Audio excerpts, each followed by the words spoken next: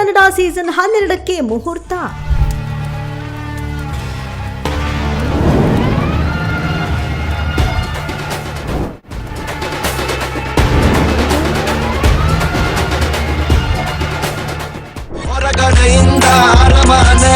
ಸ್ಪರ್ಧಿಗಳು ಯಾರ್ಯಾರು ಗೊತ್ತಾ?